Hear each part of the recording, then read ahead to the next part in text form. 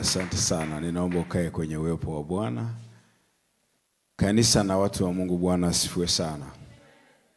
Amen. Tunamshukuru Mungu sana ambaye ametupa nafasi na neema asubuhi ya leo kumkaribia yeye na kumfanyia ibada ya takatifu ya mioyo yetu mbele zake. Ni neema ya kipekee sana kupata nafasi ya kumkaribia Mungu. Ni vile maandiko yanasema hakuna mtu awezaye kuja kwangu isipokuwa ni yule aliyevutwa na Baba yangu aliyenipeleka. Kwa kila aliyepata nafasi ya kumkaribia Mungu, huyu aliyoko hapa na yule ambaye anayeabudu nasi kwa njia ya TV online, basi sote tumepata neema ya kuvutwa na Mungu. Na kipekee nimshukuru Mungu kwa nafasi na upendeleo mkubwa ambao amenipa kwa ajili ya utumishi katika ibada hii ya leo. Ninamshukuru Mungu sana na ninafurahia kuwa mahali hapa. Lakini pia nimshukuru pastor na mchungaji pamoja na mama Pastor Morris Swai kwa nafasi hii ambayo wamenipa pamoja na ofisi yao ya kichungaji kunikaribisha ili niweze kusema neno la Bwana pamoja na wewe. Kwa hiyo ninamshukuru Mungu sana kwa ajili yao na tungempigia Yesu makofi mengi mengi. Naitwa Mwalimu Musa Musa, ni mkurugenzi wa shirika la kimisionari ambalo linaitwa Wapeni Ninyi Chakula Foundation. Tunafanya kazi ya kimisionari kwenda huku na kule. Kazi ya Mungu hiyo ndio ambayo tumeitiwa na Bwana. Lakini pia tunafanya kazi ya udiakonia. Sielewi kwa Kiswahili mnahitaji, kwa Kiingereza mnahitaji udiakonia. Kwa Kiingereza nafikiri ni kama charity. Kwa Kiswahili ni udiakonia tunaita. Kwa hiyo ndio kazi ambazo nazofanya kama kwenye huu mwili wa Kristo Yesu. Tumsifu Yesu Kristo. Okay, ujumbe ambao tutakuwa nao hapa utakuwa una kichwa kinachosema divai ya mwisho. Divai ya mwisho ndio ujumbe ambao tutakuwa nao ambao utabariki maisha yetu. Kila mmoja atabarikiwa, aliyoko hapa na aliyoko mbali, kila mmoja wetu atabarikiwa. Mimi huwa sina mashaka na neno la Mungu kubariki watu. Sinaga mashaka. Ninaweza nikawa na mashaka na vitu vingine. Wakati mwingine ninaweza pia nikawa nina mashaka hata na jinsia yangu. Unajua kuna wakati unaweza kupitia magumu, mateso, ukawaza mimi ni wa kiume ama wa kike. Yaani kuna wakati mateso yakikuvuruga unajisahau wewe ni nani. Unakumbuka Yesu alikuwa anahubiria watu, anawaambia mimi ni maji ya uzima, mimi ni maji ya uzima, kila ajaye kwangu akinywa maji yangu hataona kiu tena. Mimi ni maji ya uzima, ni maji ya uzima, ni maji ya uzima. Mahubiri akahubiri sana. Alipoteswa msalabani, akasulubiwa, akateswa, kapigwa mijeledi, misumali, akavuliwa nguo, nikamsikia Yesu anasema naona kiu.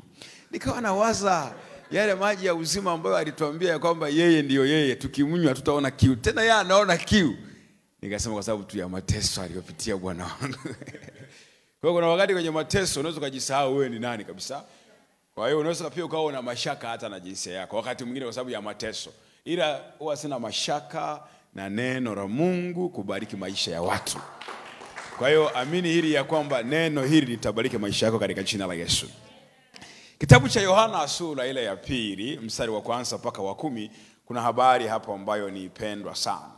Kitabu cha Yohana sura ile ya 2 na ule mstari wa 1 mpaka wa 10 kuna habari nzuri sana hapo ambayo ni pendwa sana, na mimi nitaizungumza hapo leo na utabarikiwa na rehema na huruma za Mungu zitakuwa pamoja nao. Maandiko matakatifu yanasema, Yohana sura ile ya 2 mstari wa 1 na hadi wa 10. Yohana sura ya 2 mstari wa 1 hadi wa 10.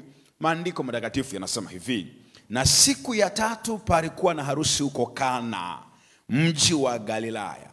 Naye mama yake Yesu alikuwapo. Yesu naye alikuwa amealikwa harusini pamoja na wanafunzi wake. Hata divai ilipowatindikia, mamaye Yesu akawaambia hawana divai. Yesu akamwambia, mama, tuna nini mimi nawe? Saa yangu haijawadia. Mamaye akawaambia watumishi, lolote atakalowaambia fanyeni.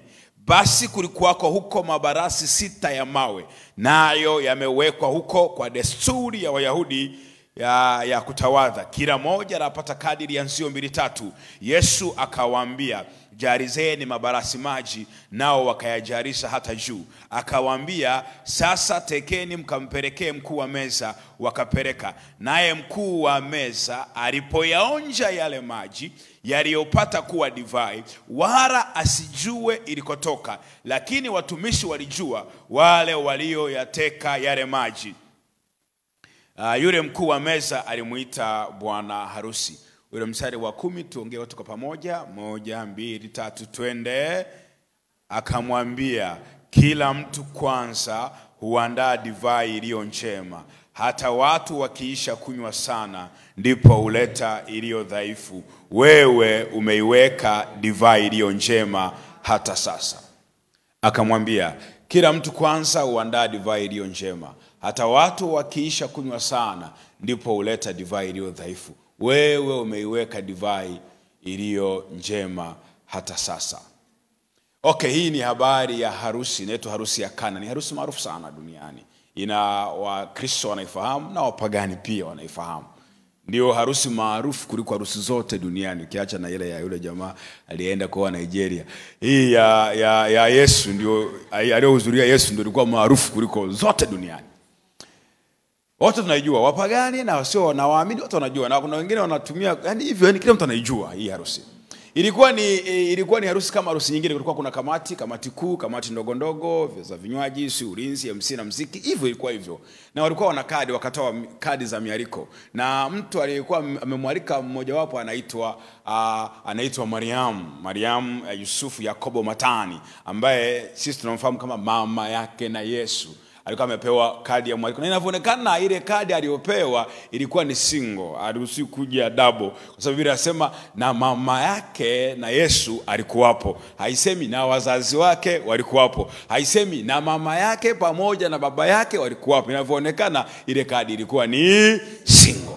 Lakini Yesu naye alipewa kadi. Kadi yake Yesu ilikuwa haionyeshi kama ni single ama ni double. Ilikuwa ni zaidi ya double. Ile kadi ya Yesu ilikuwa imeandikwa pale juu. Niamini mimi nilikuwepo. Amen.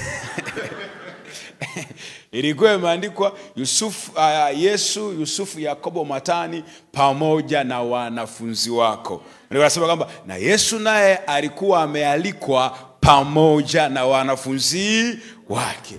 Kuna harusi hapa duniani unaweza kupewa kadi, unaruhusiwa kuja na watu zaidi ya 10. Mimi mwaka jana mwezi wa 11 nilihudhuria harusi yangu ya pili duniani tangu nimeumbwa. Ile harusi nilipewa kadi, nikaambiwa nije na watu zaidi ya 10. Na mimi kwa sababu na vijana wengi nilibeba wote tukaenda. Kwa hiyo zipo hizo kadi za namna hiyo. Na Yesu naye alipewa kadi ya staili hiyo. Ninasema kwamba Yesu naye alikuwa amealikwa pamoja na wanafunzi wake. Wale waliomwalika wao kwenye akili yao wanajua wanafunzi wa Yesu. Kwa walijua Yesu jumlisha 12 13. Kwa wakapiga bajeti zao harusi yetu itakuwa ni ya watu 500. Kitu ambacho hawakufahamu ni kwamba kila anayelisikia neno la Bwana ni mwanafunzi wa Yesu. Kila anayehudhuria mkutano wa Yesu ni mwanafunzi wa Yesu. Kwa kuwa Yesu amepewa kadi ya kuja na wanafunzi wake, akabeba mkutano mzima, mkutano wa watu 5,000, akaenda nao kwenye harusi ambao bajeti yao ni watu 500, akatua nao pale. Yesu alienda na kijiji Nyomi pale, akatua nao pale. Kadi na mruhusu wewe pamoja na wanafunzi, japokuwa wao walimaanisha 12, Yesu akabeba wanafunzi wake wote, ule mkutano wote mzima, akaenda nao kwenye harusi ya watu. Na hii ndio sababu kwa nini sasa divai ilitindika. Kanisa la Mungu, Bwana asifiwe sana. Okay, iko hivi, ukimwalika Yesu mahali popote huwa haendi peke yake, huwa anaendaga na watu wengi. Kwa mara ya kwanza Yesu alipoalikwa kwenda Bethania, aliingia kwenye nyumba ya mtu mmoja anaitwa Simoni Mkoma. Yesu alipofika pale alienda na watu wengi, mpaka yule Mariamu mwenye kibweta cha Mariamu ya thamani kubwa, naye akaingia kwenye ile nyumba ya Simoni Mkoma. Kwa mara ya kwanza Yesu alipoalikwa Kapernaumu, aliingia kwenye nyumba ya mtu mmoja, kiwango ambacho kwenye nyumba yake watu wakajaa sana, hata njia ya kupita ikawa haipo, mpaka yule mwenye ukoma ikabidi apitishwe juu ya dari ya nyumba, kwa kuwa Yesu alipoenda kwenye ile nyumba alienda na watu wengi. Ni maombi yangu kwa Bwana Yesu uliyempokea, uliyemwalika kwenye moyo wako kuwa Bwana na Mwokozi wa maisha yako, akuletee na watu wa baraka, akuletee na watu wa faida katika jina la Yesu. Na mtu mmoja mwenye imani aseme amen. Katika Kristo Yesu, ukishampokea Yesu, kuna watu Yesu anakupa wanakuwa kama ndugu, na hamtoki kabila moja, hamzungumzi lugha moja, hamtoki ukanda mmoja, hamtoki eneo moja, lakini mnakuwa kama ndugu. Kwa hiyo hata wewe kuna watu uko nao, mmekuwa ndugu, mnashirikiana, lakini mmekutana katika Kristo, mmekutana kanisani, mmekutana kwenye imani. Hao ndio Yesu ukimpokea huwa anakuja nao na akuletee na wengine zaidi katika jina la Yesu. Pastor Jona, tumekuwa kama ndugu sasa. Ni ndugu tuseme, lakini ni Kristo. Tumekutana katika imani. Kwa kupitia katika imani tukawa Kristo. Pastor Morris katika imani. Sasa hivi ni ndugu. Tumekutana katika imani. Kwa hiyo ukiwa na Yesu, Yesu anakuja na watu wa baraka. Na ndio maana mimi ukija kwangu kaniambia, mwalimu, ninaomba uniombee, nina roho ya kukataliwa. Kabla sijakuombea, swali langu la kwanza, una Yesu? Unajua mimi wananikataa, yani nyumbani wamenikataa, ndugu zangu wote tuliozaliwa nao wamenikataa, mama naye alinikataa, yani sasa wewe kama unauza mashamba ya ndugu zako bila taarifa, hela za marejesho ya mama unapita nazo, watakukataa wote. Nilikuwa naimba praise team, wamenikataa, nitongoza, yani tongoza. Sasa ukataa tu. Yani mimi naona ukataliwa, tutakukataa kwa sababu issue ni Yesu. Mwambie jana yako jirani, hujamwambia bado, mwambie jirani, mwambie tena jirani, kabla haujakemea roho ya kukataliwa, jitafakari kwanza, una Yesu? Yani kama hauna Yesu, si tu kwamba wakati huo utakataliwa tu na watu, hata Mungu mwenyewe sasa yeye anakuwa ana time na wewe. Ndio maana ukisoma kwenye ile orodha ya watu waliomleta Yesu duniani, ukisoma ile orodha ile inaitwa mnahitaji huku mtaani mnaita Christmas tree. Mkrismasi. Unajua mtu wa mkrismasi sio ile mti lile ambalo wakati tunasherehekea Christmas. Lile ni mfano tu. Umesoma, unakumbuka darasa la 3 lani ulisoma family tree. Unakumbuka family tree? Matayo akamzaa Tupere na Mwakalinga, Mwakalinga akamzaa Mwakasakatumbo na Masarokurangwa. Ile family tree. Sasa ya Yesu ndio inaitwa Christmas tree. Ukisoma ile, kuna watu wengi walidondoshwa kwa sababu wote walizingua. Kuna watu kama Esau, kuna mtu kama Rubeni, kuna mtu kama Simeoni, kuna mtu kama Lawi, kuna mtu kama Zera. Wote walidondoshwa. Wale ambao Mungu aliamua kutembea nao, hata kama alikuwa ni kahaba, kina Rahabu waliokuwa kahaba, baada ya kwamba mpokea Yesu wakaingizwa kwenye ile orodha ya kumleta Yesu duniani. Kwa ukiwa na Yesu, hata Mungu mwenyewe anakukubali. Bwana asifiwe. Kwa si tu kwamba lazima ujue. Ukisoma kile kitabu cha Mathayo inasema hiki ni kitabu cha ukoo wa Yesu, mwana wa Daudi, mwana wa Ibrahimu. Ibrahimu alimzaa Isaka, Isaka akamzaa Yakobo na ndugu yake. Huyu ameachwa ujue. Sikia, ndugu yake kaachwa. Yakobo akamzaa Yuda na ndugu zake. Yuda sio wa kwanza ni Rubeni, wa pili ni Simeoni, wa tatu ni Lawi. Lakini hawa wote walizingua. Mnafahamu sio walizingua wote hawa. Rubeni alilala na mama yake. Alilala na suria wa mzee Yakobo anaitwa Biliha. Kina Lawi na Simeoni walikata mshipa wa ng'ombe. Walitairi watu, wakalazimisha watu baadaye usiku kenda wakawaua. Lawi na Simeoni wote waliachwa. Akaja Yuda. Alafu Biblia inasema kama Yuda akamzaa Peresi na Zera. Zera naye alizingua. Sasa kuelezea sana. Peresi akamzaa Esrom akamzaa Aram akamzaa Aminadabu akamzaa Nashon akamzaa Salimoni akamzaa Boaz kwa Rahabu kahaba, Boaz akamzaa Obedi kwa Rutu, Obedi akamzaa Yese akamzaa Daudi akamzaa mfalme Suleiman. Hawa wote ukiangalia ni watu ambao walikuwa na Yesu waliokuwa watu wa mataifa mengine, kina Rutu kutokea Moabu, ila baada ya kuwa ameamua kumpokea Kristo, kumpokea Mungu, naye akaingizwa kwenye orodha ya kumleta Yesu duniani. Kina Rahabu waliokuwa ni makahaba, baada ya kuwa wameamini na kumwamini Mungu na kumwamini Kristo, baada ya hapo nao wakaingizwa kwenye orodha. Kwa hiyo kukataliwa saa nyingine ni kwa sababu huna Yesu. Mbona nako jirani? Hujamwambia bado, mwambie jirani, mpaka muangalie. Mwambie angalia njia zako. Okay. Hiyo siku bwana divai ikawa imewatindikia. Nachokipenda sana, Mariam akamwambia Yesu, hawana divai. Okay. Nataka tumsaidie huyu mama, naona anazeeka vibaya. Mariam, naisa anazeeka vibaya. Okay, Mariamu maalikwa kwenye harusi ya watu, na kuna mgeni mwingine naye kaalikwa kwenye harusi. Okay, kama mzunguko haujafika kwenye meza yako, unapaswa mwambie mtu gani? Unapaswa mwambie nani? Kwamba hapa Grand Maritas hajafika hapa. Nani unapaswa mwambie? Bwana hapa bwana vinyinji sijapata hapa. Kuna watu wapo wengi wa kuambia, kuna si mwenyekiti wa kamati, si kuna manager, si kuna wahudumu wale wanaohudumia watu, wale mawaita wale, hapa sijapata divai hapa. Eti Mariam anaenda kumwambia mgeni mwaliko mwenzao kwamba hawana divai. Sasa yeye afanye nini? Si anazeeka vibaya mama yetu? Au mnaogopa kumkosea heshima mama wa Mungu?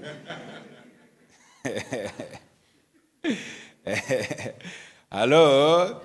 Okay, naomba unisikilize vizuri. Iko hivi, hii ndio tofauti kati ya Mariam na wewe.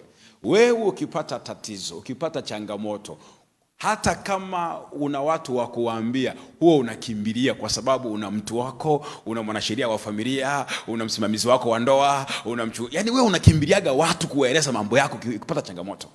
Mariamu hayuko hivyo. Hata kama watu wa kuwaeleza changamoto zake wapo, kabla hajawaambia hao watu, anaongea kwanza na Kristo Yesu. Na ninakuombea kwa Mungu, ukikutana na changamoto yoyote, kabla hujawaambia watu kwamba napitia magumu sana, kabla hujampigia mtu wako wa TRA, kabla hujampigia mtu wako wa TANESCO, umesema kabisa TANESCO Kinondoni, unajua ulivyoandika majina yako, umesema yani huyu atanifast siku moja, nimepata connection. Kabla hujapigia connection yako, mwambie kwanza Yesu. Hii ndio tofauti kati ya Mariamu na watu wengine. Sasa yeye, watumishi walikuwepo, walikuwa wanapita walikuwepo, na baadaye aliongea nao, ila kabla hajaongea nao kwanza aliongea na Yesu. Zungumza na Yesu. Mimi sikufundishi kwamba usishirikishe watu changamoto zako, hapana, sikufundishi hicho. Mimi nataka nikufundishe hapa ni kwamba kabla hujawaambia watu, mwambie kwanza Yesu. Mwambie Yesu. Zungumza na Yesu, mwambie Yesu. So unapata tatizo saa 3 usiku, nampigia shosi yako. Shosi uko wapi? Niko huku Mbagara Maji Matitu. Nakuja. Kuna jambo limenipata. Usiku unaita bodaboda wako huyu, unapanda bodaboda, umesahau una koti, baridi hiyo yote, bodaboda anapita Mbagara, anapita Mzinga mpaka Maji Matitu. Unafika, huwezi amini kabisa, yani Joni amenitumia message, ona anaambia TTC offer, nilimpa kila kitu, nilimwamini kabisa, nikafanya unapobwaja wewe mpaka saa 9 usiku. Ukimaliza unamwambia, unajua nimekuambia wewe kwa sababu nakuamini, naomba ukae naro, usimwambie mtu yoyote. Kwa hiyo wewe nilitaka kukuua, ukaamua uje upumulie, mimi ndio taka. Yani ndio jarara sasa, mimi ndio liniue. Yani mimi ndio dampo, umeona dampo, uje udampie, mimi ndio liniue. Ukitoka tu na mimi naambia mtu, mimi siwezi kukubali mimi liniue. Yani wewe uponde. Jambo ambalo wewe kwako imeshindikana kuwa siri, kwa mwingine haliwezi likawa siri. Yani wewe likushinde una nini, hata mimi niliweze nina nini.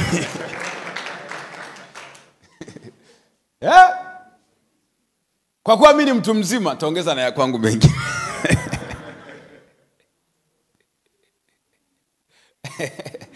Taongeza na ya kwangu. Wewe si mtu mzima bwana. Okay. Iko hivi.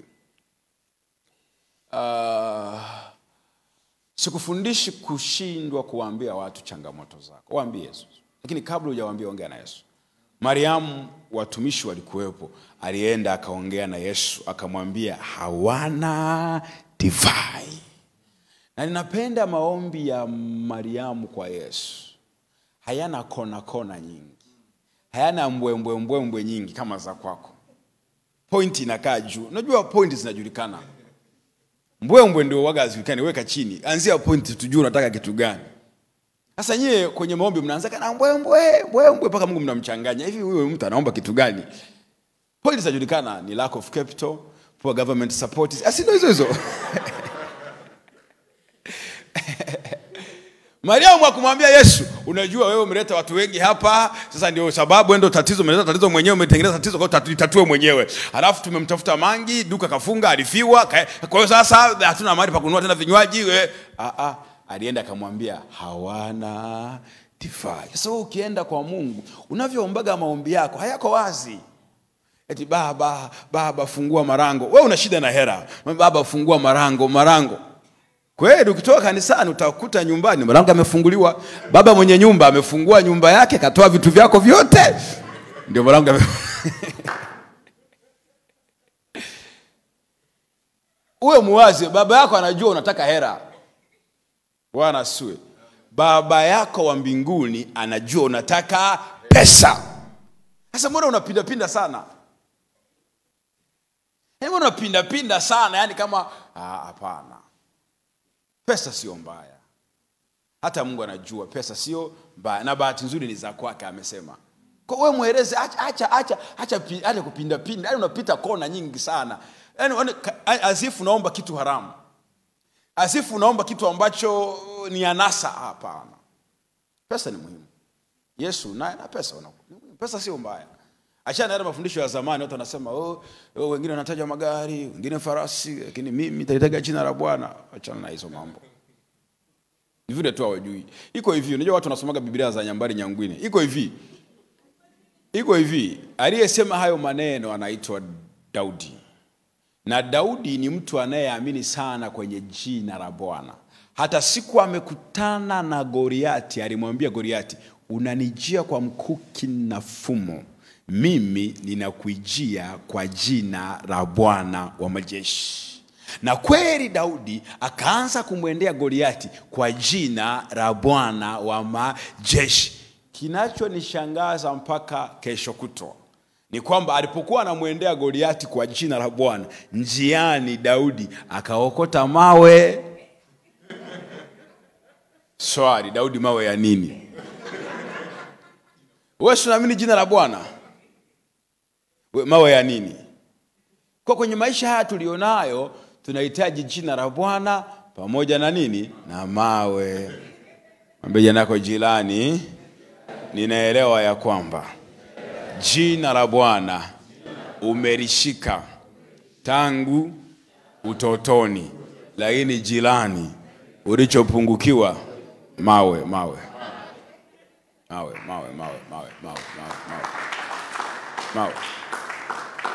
Jitahidi upate pesa, haina ubaya. Pesa haina ubaya. Yaani achana mafundisho yale tazama ndege wa angani hawalimi wala hawapandi, lakini Bwana, achana hizo mambo. Hao ndege wa angani ambao hawalimi wala hawapandi, Bwana huwa anawalisha. Fikiria kama Bwana huwa anawapelekea vyakula kwenye viota. Hapana, wanatoka wanapambana huko wanatafuta, tena wanakosokosa mpaka na manati. Chana mambo kama jinsi Bwana alivyomlisha Elia na kunguru, atamtuma kunguru. Achana hizo mambo. Fanya kazi, tafuta pesa.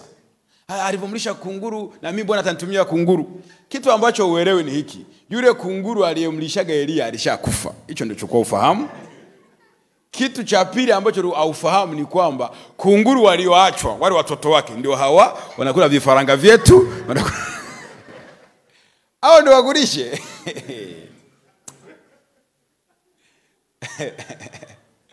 Go uwe muwazi kwa Yesu. Haleluya. Alimwambia Sasa kuna mtu anasikia mnapinda sana, baba ni heri kuwa wawili kuliko kuwa mmoja, baba ukasema si vema mtu. Wewe mwambie Mungu sina mme. Halafu ndio hizo mbwembwe zako weka sasa huko. Sisi walimu, mimi ni mwalimu kwa taaluma. Shahada yangu ya kwanza ni mwalimu wa Kiswahili. Point kwanza. Alafu huko ndani ndio weka mbwembwe zako. Sasa point hatuoni mpaka unatupoteza, hatukuelewi. Wewe muazi. Sasa kuna vijana unakuta ameshazingua, ameshaharibu, kashaanguka huko kaharibu, akienda kuomba, baba niponye ugonjwa. Wewe unajua mgonjwa yote. Wewe sema ugonjwa kwamba Mungu niponye kaswende. Yaani umeshazingua, umesingua. Ushazingua. Sasa yani mpaka eti na Mungu unataka kumficha yani eti haiko hivyo. Yani umfiche Mungu. Unaomba kwa Mungu unaenda na brandi.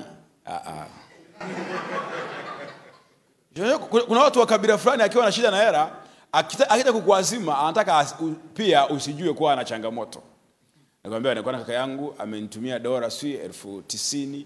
Sasa hazijafika, watu wanara wanasumbua wale limi wanazingua, lakini nimeenda pale benki kutoa pesa, kadi yangu imemezwa. Ningejaribu sim banking, mtandao hauko vizuri, na leo ni Jumamosi, benki wanafunga mapema kama sivi saa 7 wameshafunga tayari. Kwa nilikuwa naomba uniazime shilingi 20,000, kesho asubuhi nitakupa 30,000. Yaani una shida bado tena na brand unalinda. Sasa ndivyo na watu mkienda kwa Mungu hivyo mna matatizo bado pia na brand unavyoje. Lakini uwe muwazi. Napenda maombi ya Mariamu. Alimwambia Yesu hawana divai. Uwe muwazi. Mwambie Mungu sina hiki. Kanisa la Mungu, Bwana asifiwe. Okay. Baada ya hapo Yesu akawaambia watumishi sasa, wale wahudumu, baada ya kuwa amemaliza kuongea na Yesu akawaambia, lolote atakalowaambia fanyeni. Kwa sababu alipopeleka ile proposal ya kwanza, Yesu alikataa. Akamwambia, mama saa yangu bado. Mama niache. Mama wewe una kiherehere sana. Tulia. Nakujua mama yangu. Tulia. Issue ya watu ushaingilia. Mambo ya watu, tulia mama yangu.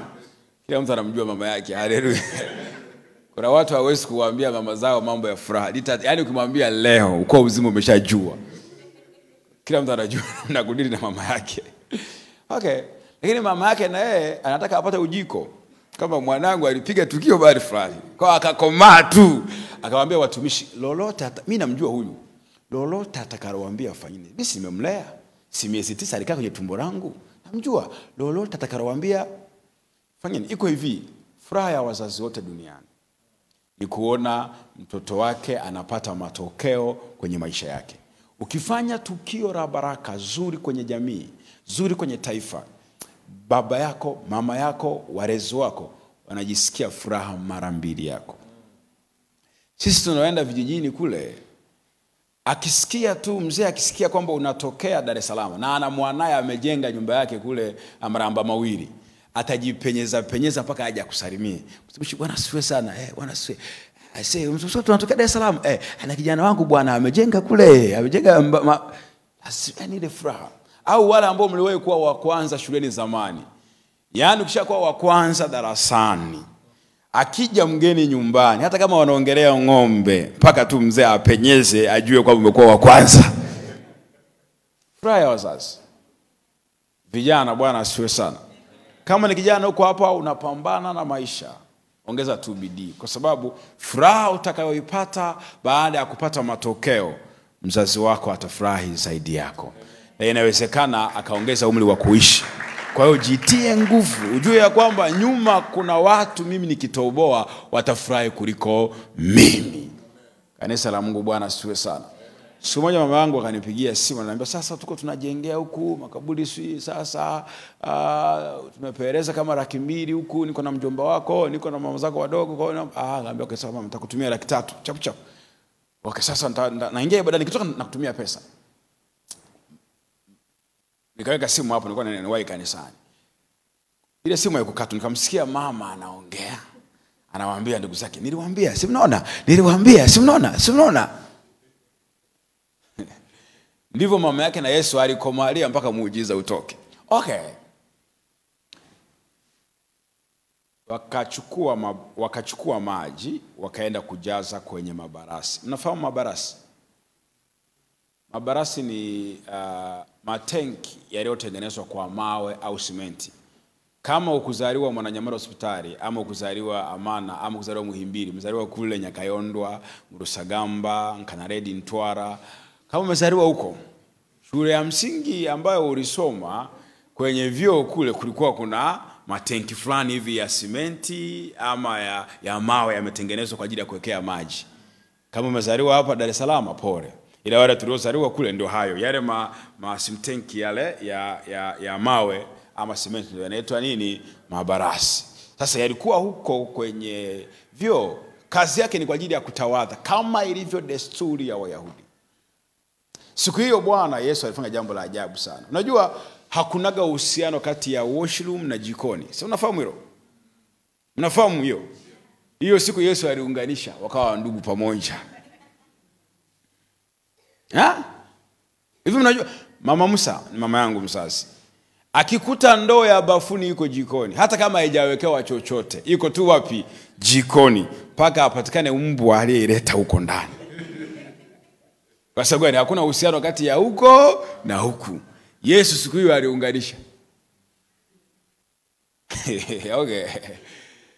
Mabarasi ambayo hayafai kubeba chochote isipokuwa maji. Na siku hiyo hata na maji yalikuwa hayana.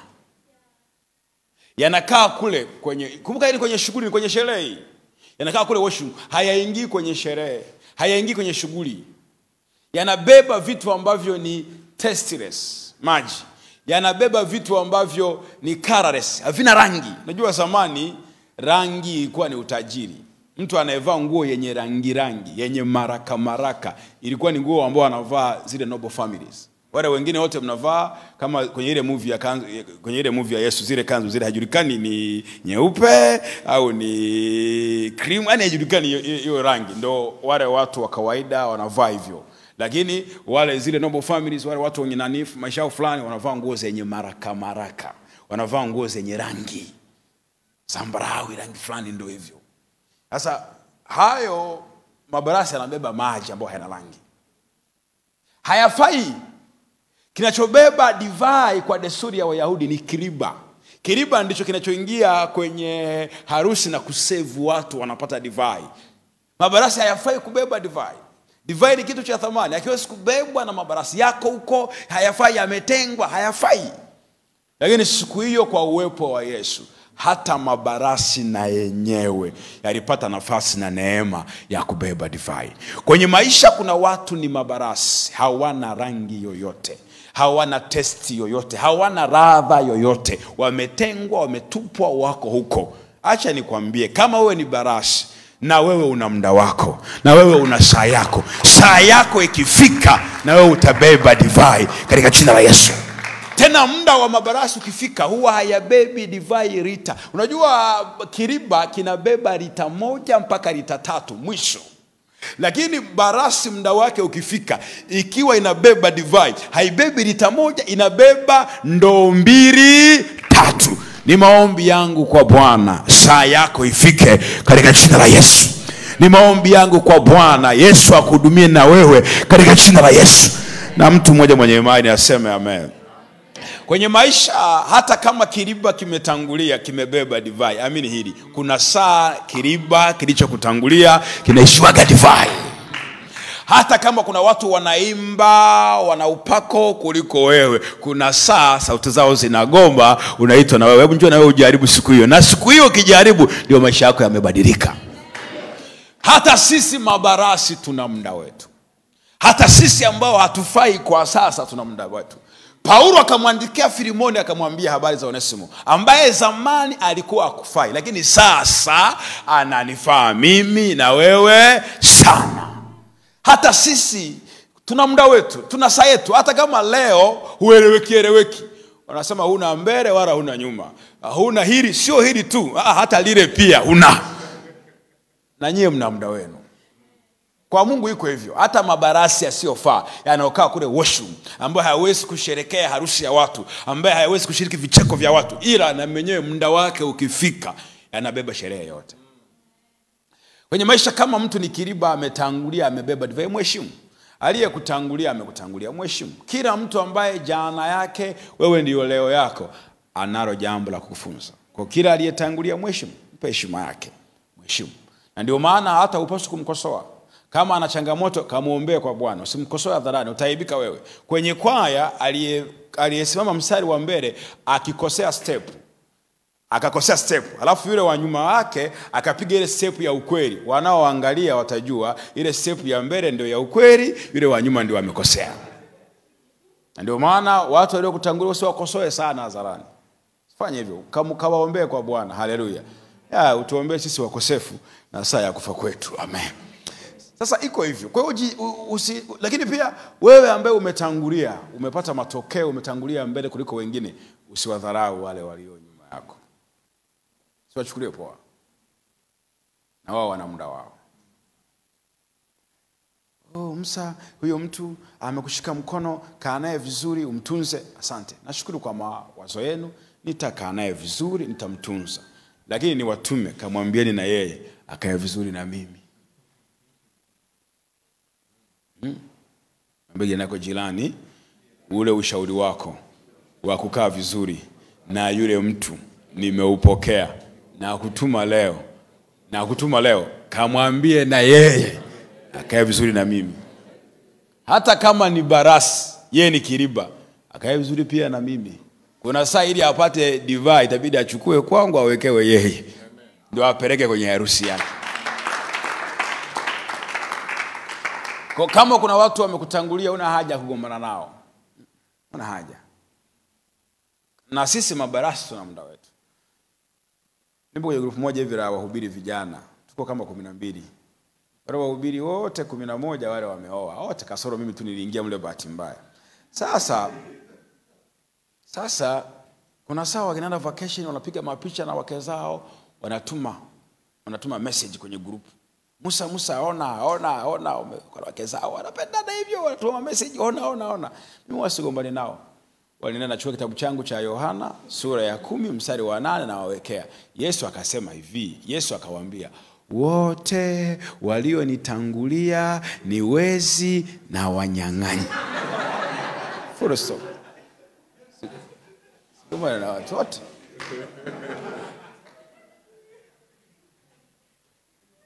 Wale ni wezi wote. Kwa mujibu wa Yesu, kama ni mwizi. Kwa na wewe kama umenitangulia mimi, wewe ni nani? Ni mwizi.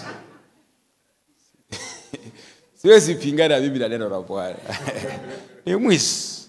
Na ni kweli, waliomtangulia Yesu kwa maana ya kimwili, wote ni wezi. Wote kina Ibrahimu, kina Musa, kina Isaka, wote kina Yakobo, wote wezi, wote wale kina Yona, wote wezi. Kina Nuhu, wote wezi, kina Rutu, wote wezi wale. Kina Yusufu, wote wezi. Nuhu, kwa mfano Nuhu alitengeneza safina. Safina ya Nuhu ni ya Kichina, plastiki. Fake, foja ile, aliiba idea ya mbinguni ya Yesu. Kwa sababu ile safina ya Nuhu sio safina ya kweli. Safina ya kweli ni Kristo Yesu.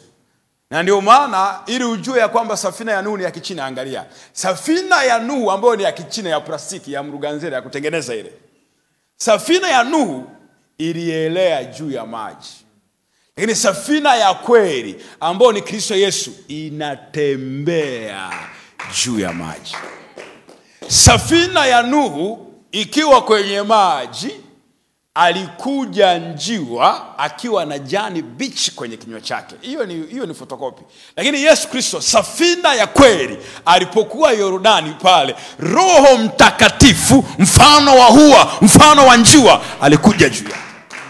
Safina ya Nuhu ilikuwa ina dirisha upande wa kushoto ubavuni. Fake ile. Ile dirisha haliponyeshi mtu. Haliingizi mtu yoyote. Liko upande wa kushoto. Lakini Yesu Kristo, safina ya kweli, upande wake wa kushoto alichoma mkuki, damu na maji vikatoka. Lile dirisha lile la Yesu la ubavuni huku, hilo linaweza likaponya mtu. Sasa safina na Nuhu alitoa wapi idea? Mwizi. Kama jinsi Musa alivyomuinua nyoka wa shaba, ndivyo ambavyo mwana wa Adamu atakavyoinuliwa. Ile idea ya Musa kutengeneza nyoka wa shaba akamuinua juu, kila atakayeng'atwa akimwangalia anapona, hiyo idea Musa aliiba, kwa sababu ni mwana wa Adamu ndiye ambaye anapaswa afanywe hivyo. Kwa ni wezi wale wote. Yusufu akasema, bila shaka Bwana atakuja kuwachukua. Mtakapoondoka Misri, mtaondoka na mifupa yangu. Mifupa. Mifupa unajua maana yake nini? Mifupa. Tafasiri ya kwanza ya mifupa ni mwanamke. Unaelewa hilo Adamu akasema, wewe ni mifupa katika mifupa yangu. Tafasiri ya pili kutokea kwenye mwanamke ni kanisa. Kanisa inaitwa ni bibi harusi.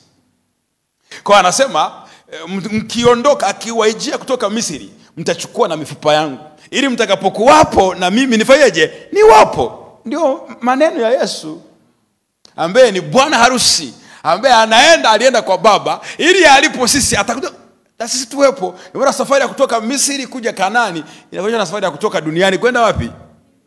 Yusufu mwizi.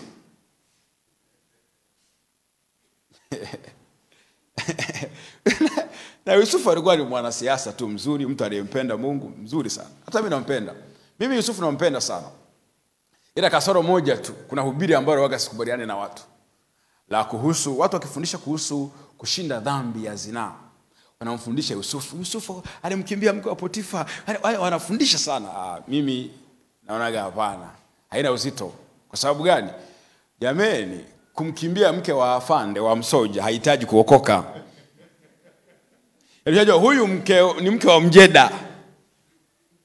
Kuzini naye unahitaji uokoke?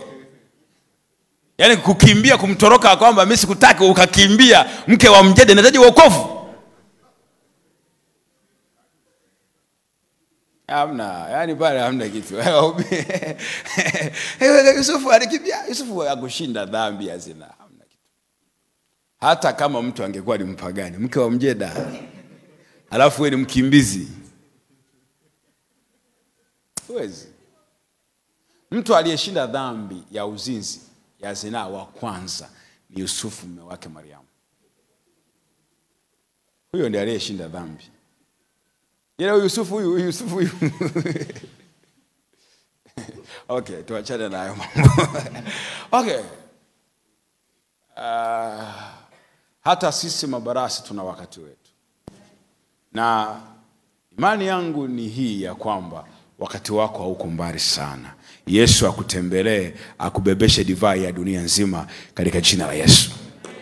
Na mtu mmoja mwenye imani aseme amen. Okay, kwa chikita ya hapa.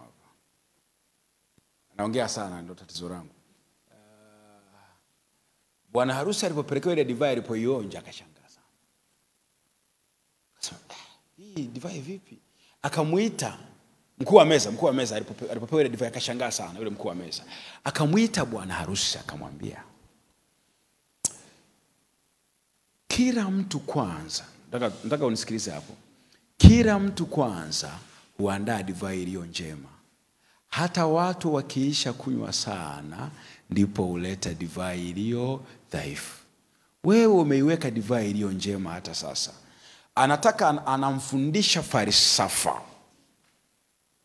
Anamfundisha namna maisha yalivyo. Anamfundisha watu walivyo na asili yao, kwamba watu wako hivi. Kila mtu kwanza huwa anaandaa divai iliyo njema, alafu watu wakishakuwa wamekunywa sana, ndipo huleta divai iliyo dhaifu. Maana formula ya watu ya maisha, wanaanza kwanza wanakupa divai iliyo njema, alafu baadaye mwishoni wanakupa divai iliyo dhaifu. Na anamwambia ni kila mtu.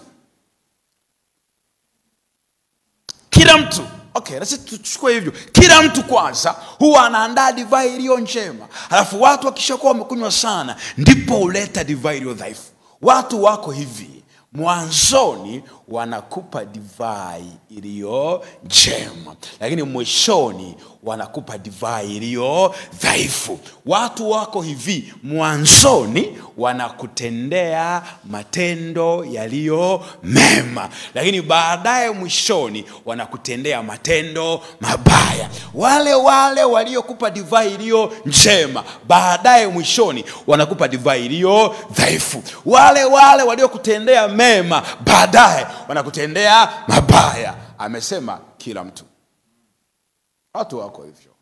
Kama wewe ni Yesu, ukiwaambia watu mwanzoni mwa utumishi wako, naona kiu, wataenda kwenye kisima cha Yakobo, watakuchotea maji, watakupa, utakunywa. Utafanya kazi miaka 3, mwishoni ukiwa msalabani, ukiwaambia tena naona kiu, wale watu watakupa siki na sifon. Ikitokea ukawa rais wa Jamhuri ya Muungano wa Tanzania, bahati mbaya watu wataanza kusema mama anaupiga mwingi. Ikaa mwaka wa kwanza, mwaka wa pili, mwaka wa tatu, mama tozo. Watu wako hivyo. Ukianza kutumishi, kumtumikia Bwana, ukaona wafundisha watu, tunabarikiwa. Ukipata Mungu kisha kuinua, ukawa na magorofa yako 7, 9 hapa mjini, huyo Msukuma tulijua kule kwao kuna Gamboshi, hivi mhubiri na Usukuma wapi na wapi. Watu wako hivyo. Kijiunga na kwaya praise team leo, karibu sana, unajua kuimba, wanakutia moyo. Hata ukichelewa kwenye mazoezi hakupigi faini. Karibu sana kwenye sare, wanakupa na sare ya bure. Baada ya muda fulani wanaanza kuzungumza, wanasema anaringa, anajifanya anajua kuimba, mazoezi tu mpaka aje na gari. Watu wako hivyo. Mwanzoni wanakupa divai iliyo njema, lakini mwishoni wanakupa divai iliyo dhaifu. Penzi likiwa jipya, unaitwa majina yote mazuri. My baby, honey, sweetheart, asali wangu wa moyo, asali wa nyuki wakubwa, asali wa nyuki wadogo. Baada muda ukishaenda sana, unasikia mbwa wewe nitakupasua. Kutokea kuwa asali mpaka kuja kuwa mbwa ni anguko kubwa. Hivyo watu wako hivyo. Penzi likiwa jipya la moto ndio unaongea kwenye simu naongea, kata wewe, simu mpaka inapata moto, kata wewe. Lakini mkishaenda, rafiki yangu nikwambie tu, unapewa divai iliyo dhaifu. Penzi likiwa jipya, watu wakioana ndio wanavaa sare za vitenge, vikasare. Yani baba shati la kitenge. Baada ya miaka mingapi uone hao mashati yanaendaga wapi? Ndio watu wako hivyo. Yaani penzi, wakati mume wako amekuoa, usiku ulikuwa huwezi kulala mpaka arudi bibi wako. Huwezi kulala, arudi mnakula wote, hata kula ujala mnakula wote. Kwa hivyo sasa hivi kama baba Joel chonga funguo yako. Divai dhaifu. Zamani mume wako ulikuwa unampakulia chakula kwa mikono. Siku hizi unampakulia chakula kwa mdomo. Baba Joel chakula kile pale, kapakue pale. Mkienda kwenye harusi zamani, Baba Joel alikuwa anakaa kwenye kiti, wewe ndio unaenda unachukua sahani moja, unachukua chakula, kijiko kimoja, glasi moja ya juice, unakuja mnamletea pale, mnakula pamoja pale kwenye sahani moja. Siku hizi sasa, majira haya ya divai dhaifu, Baba Joel nyosha na wewe miguu bwana. Sema basi nyosha, umekaa sada. Divai dhaifu. Mume wako alikuwa akifika nyumbani, unamkumbatia, unamwangalia baby, unamvua gakoti, unamkaribisha. Sasa hivi akija mume wako, unamwambia, "Baba Joel pita huko." Kwa sababu gani? Ulikuwa unaangalia huba pamoja na jua kali. Sasa akikatiza pale katikati ataondoa concentration. Inabidi umwambie, "Baba Joel pita huko." Unampa baba wa watu divai dhaifu. Mume wako alipokuoa, vacation mlikuwa mnaenda wapi? Huko Serengeti, si wapi huko? Mnaenda Dubai, mnaenda Zanzibar, mnalisha twiga. Sasa hivi kila Disemba ni kwenu kwa mama yako, unabaki kulisha nguruwe na kuku wa nyumbani. Divai dhaifu. dhaifu. Shopping ukipeleka kwa Shoppers, unapeleka Mlimani City, unapeleka sasa hivi. Sasa utachukua kwa Mangi, itakuja kumpa Mangi. Yaani uchukue vitu kwa Mangi, afu baba akipita apewe bili alipie. Unapewa divai dhaifu. Mwanzo haikuwa hivyo. Haikuwa hivyo. Ndivyo watu wako hivyo. Mwanzoni wanakupa divai iliyo njema, lakini baadaye wanakupa divai iliyo dhaifu. Watu wako hivyo. Watu wako hivyo. Unampigia simu rafiki yako na ndugu yako, mnatokea homeboy, mmetokea pamoja, unamwambia sasa nakutaka nije ndani nitafute maisha. Sasa hapa nina kama na 100,000, naomba nitafutie wasi chumba cha 15,000, alafu nikija nikutumie pesa unilipie, nikija nifikie hapo. Anakuambia hapana.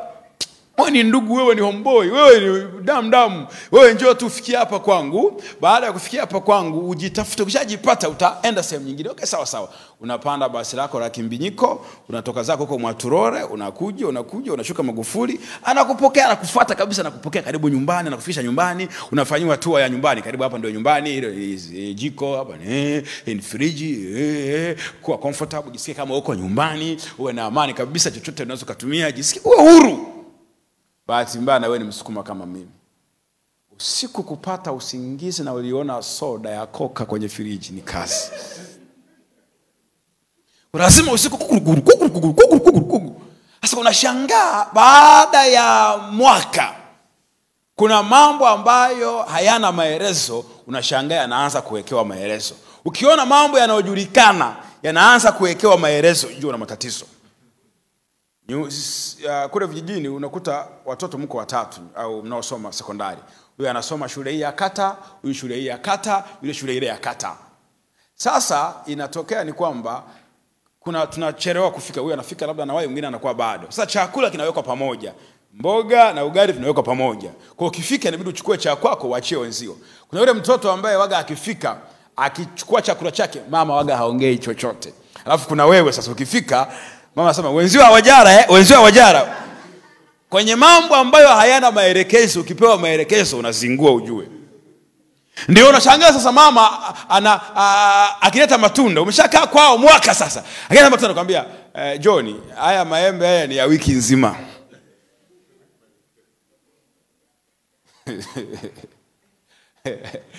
Ndivyo watu wako. Falsafa ya watu wako hivyo. Ukiingia ofisini, unakukaribisha karibu sana, unafundishwa kazi karibu, unafanyishwa, mpaka na kikombe wanakupa cha chai. Kama mwaka mmoja uone. Wale wanakufundisha kazi, wanakukaribisha. Kuna macho akikuangalia yanakupa ujumbe. Unajua macho yanaongea Macho yanazungumza. Macho unajua tu ukikuangalia hivi unapata message. Mama yako amekupa hela ya sadaka, muda wa kutoa sadaka umekaa, kuna jicho linakugeukia na kuangalia tu, linamaanisha inuka peleka sadaka.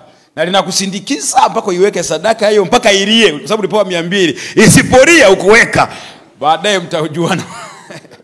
Macho yanazungumza. Macho yanaongea. Anakuja mgeni nyumbani anapewa soda. Unafika tu mgeni unamwangalia tu sodi hivi, unamwangalia tu zamani miaka hiyo, unamwangalia tu. Mgeni nao anaelewa mapema, anakuambia fuata kikombe, sio glasi. Kijijini kula amna hizo glasi. Fuata kikombe, unafuata kikombe. Leta kikombe.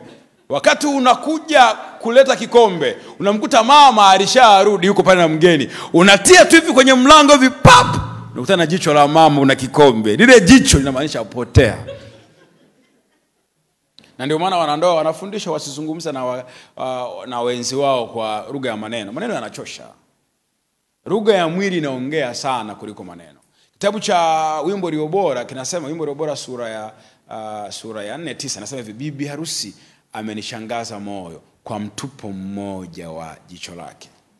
Kuna namna ambavyo bibi harusi akiwa anatupia macho, anayafumba yanakuwa nusu, anayafumba, anamshangaza moyo bwana harusi. Sasa unakodoa mno macho, unatoa macho yote kama umebona na mlango. Aigo. Mume wako alienda kwenye mpira huko Simba na Yanga, kashinda. Alienda Taifa kule kashinda. Karudi nyumbani saa 5 tena anaangalia marudio ya mpira ambao alienda uwanjani. Inakera. Sasa usimkaribie, baba, zima TV tukalale. Kuna jisho tu kimwangalia linamaanisha zima TV. Watu ambao walikufundisha kazi, baada ya muda fulani wanaanza kufanyia ubaya, wanaanza kukufitini. Mtu aliyekukaribisha kanisani kabisa akakuleta hapa, baada ya muda fulani anakupiga vita utoke. Hivyo watu wako hivyo. Ulikuja hapa mara ya kwanza kabisa papu, ukabarikiwa na hii kanisa na hapa ukabarikiwa, wanafundisha vizuri, wanaenda na muda, umekaa muda sasa umeanza kuna vitu mbona viwete hawatembei? Alisema fufueni wafu, mbona hapa tufui wafu? Sasa tuwapate wapi?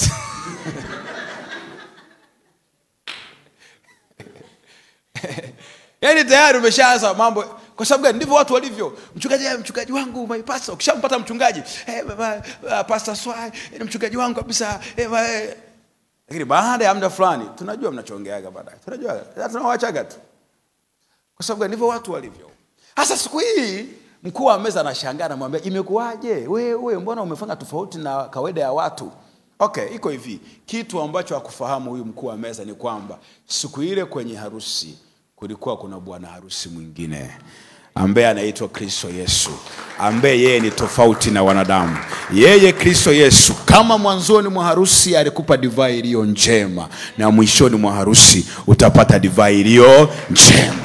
Na hii ndiyo tofauti kati ya Yesu na wanadamu. Kama Yesu aliwahi kukutendea mema mwanzoni, na mwishoni pia atakutendea mema katika jina la Yesu.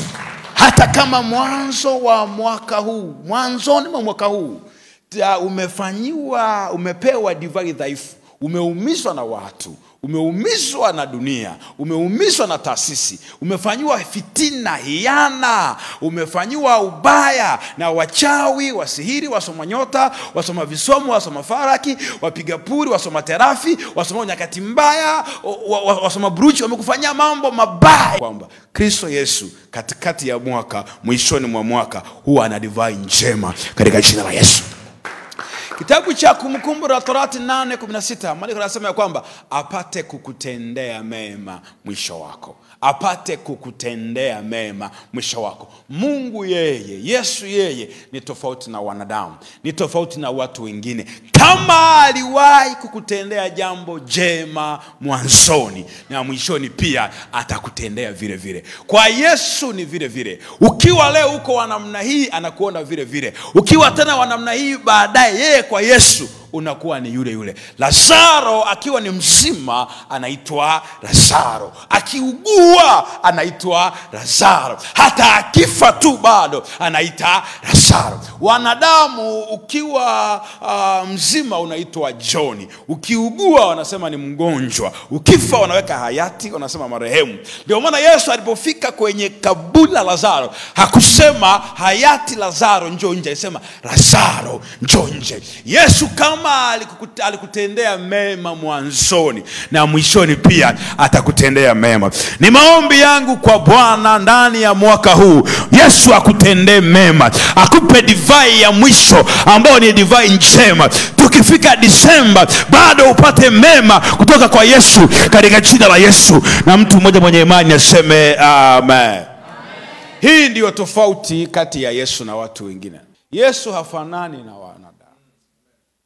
Kama alikutendea mema mwanzoni mwa mwaka huu, amini hili, katikati ya mwaka, mwishoni mwa mwaka utapata bado divai njema. Hata kama watu wamekutendea mabaya, wamekufitini, wamekutendea hila, amini hili ya kwamba kwa Yesu, mwishoni, katikati ya mwaka atakupa divai njema. Divai ya mwisho ya Yesu bado ni njema. Divai ya mwisho ya Yesu bado ni njema. Kwenye umri wako, kwenye rika lako umepitia divai dhaifu. Dunia imekunywesha divai dhaifu. Saa nyingine pia kanisa linakunywesha divai dhaifu. Familia imekunywesha divai dhaifu. Watu wamekuumiza, wamekufitini, wamekufanyia ubaya. Yesu hayuko hivyo. Yeye atakupa divai iliyo njema. Amen. Naomba tusimame.